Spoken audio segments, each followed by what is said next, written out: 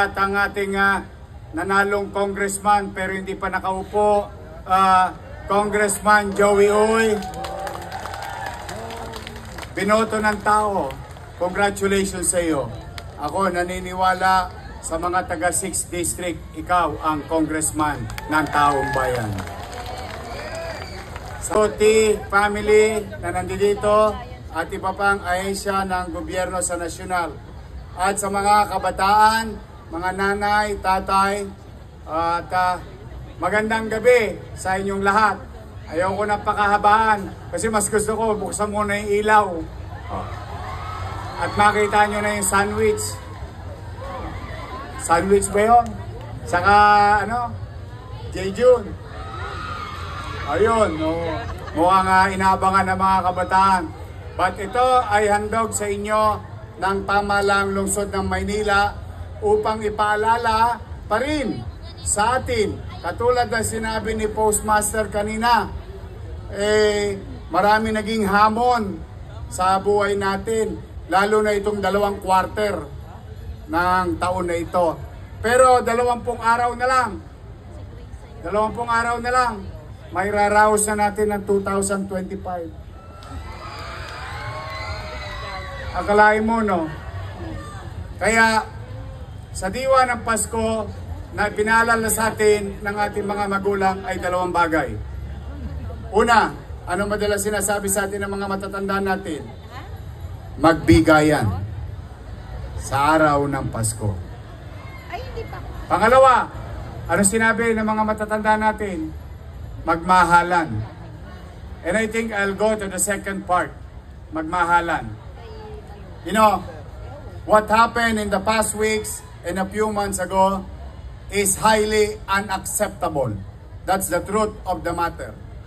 May mga tao at bagay na talagang hindi katanggap-tanggap sa atin.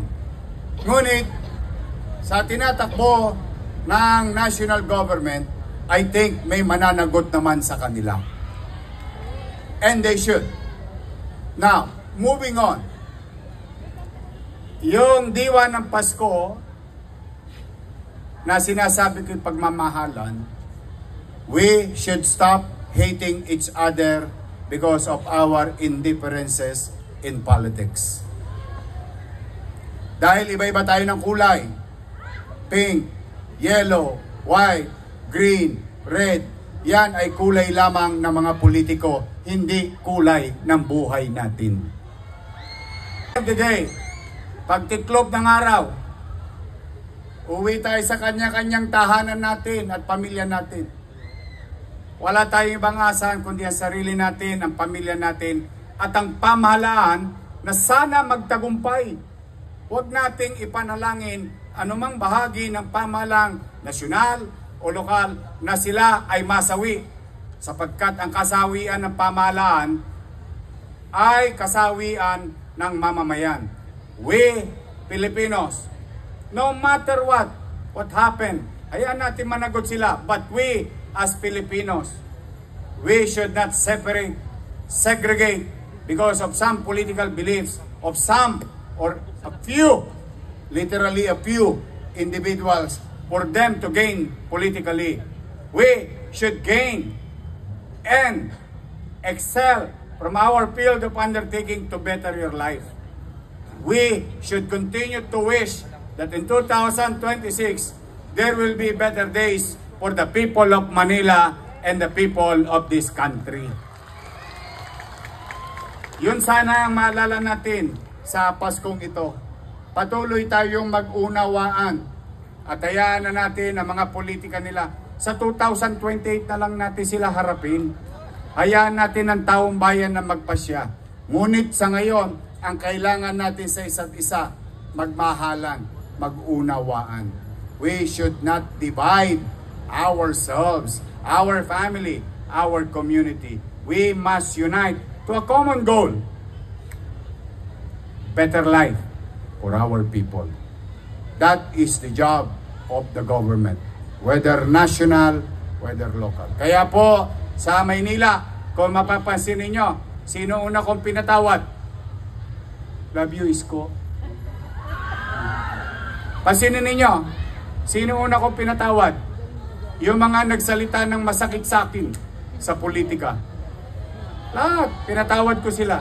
Huwag lang silang aabuso sa panahon ko. I will not tolerate it. Pero, I move on fast. Kaya nakakakilos ako ng mas maraming oras doon sa tunay na suliranin ng pamayanan ng mamamayan. Eh kaysa naman ipangibabaw ko yung hapdi at sugat na nagawa sa akin ng mga kalaban ko sa politika.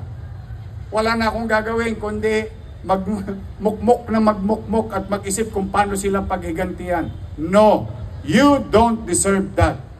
What you deserve is that we may have different political beliefs, but we, once elected, must work for our people.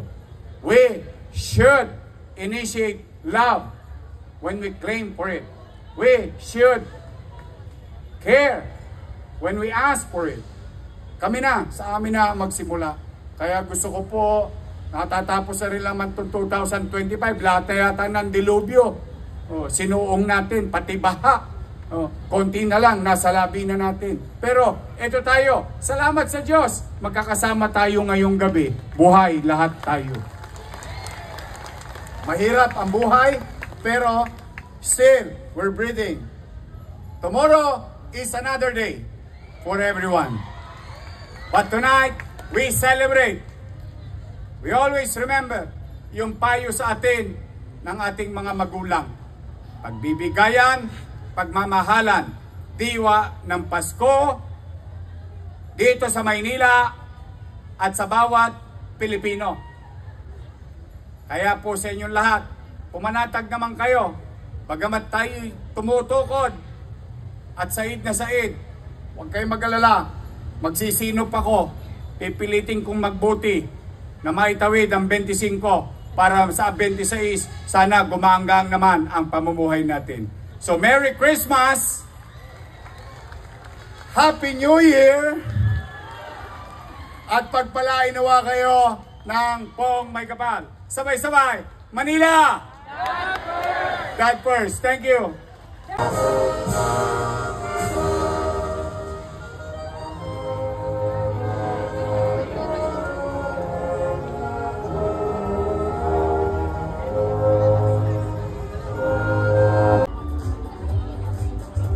Okay. Once again, Merry Christmas and a Happy New Year. Okay, mga ready na? Ready na ba?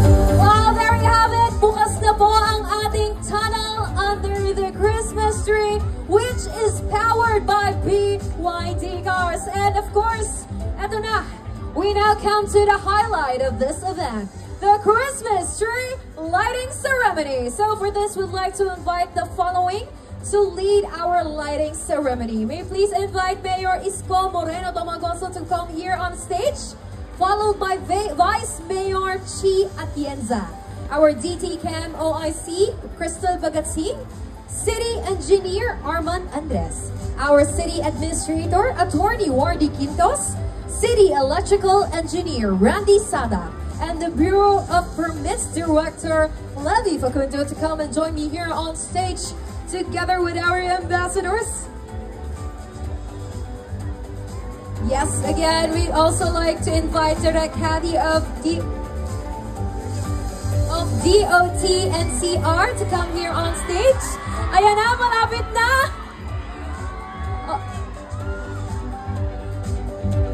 May also please invite Mr. Mark Anthony of Converge to come here and join us with the official Christmas tree lighting.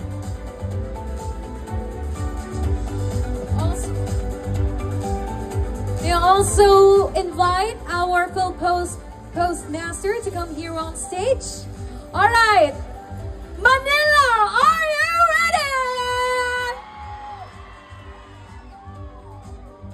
Ayan na nga, and now, the moment that we've all been waiting for. Please, everybody, stand up and get ready to light up our Christmas tree. Mga Manileño, sabay-sabay po tayong magbilang in 10, 8, 7, 6, 5, 4, 3, 2, 1. Merry Christmas and a Happy New Year.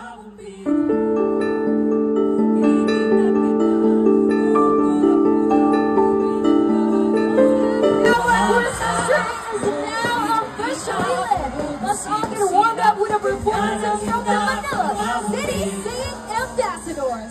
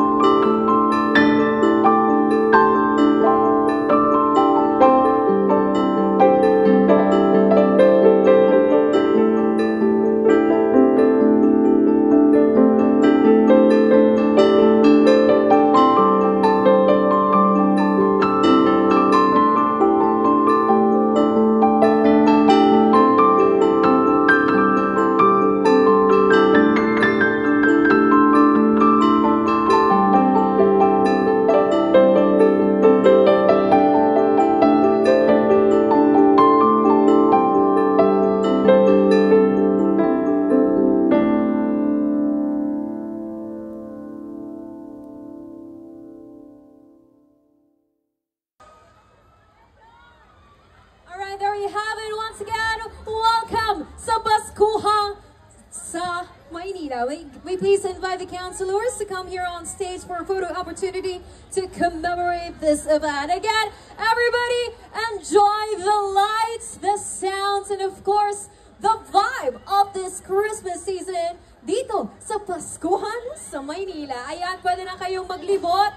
At syempre, feel free to take some pictures, and again, don't forget to use the hashtag and tag us on your Facebook pictures and videos.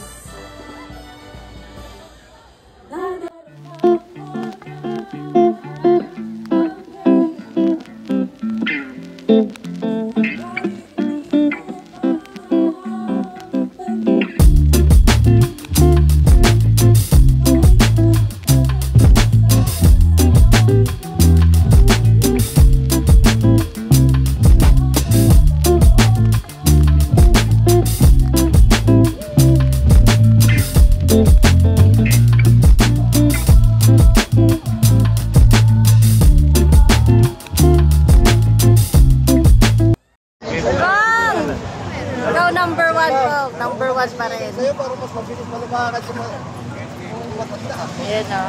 Kasama natin si Kong Joey. Uy, ang original na nanalo sa District 6. Diba?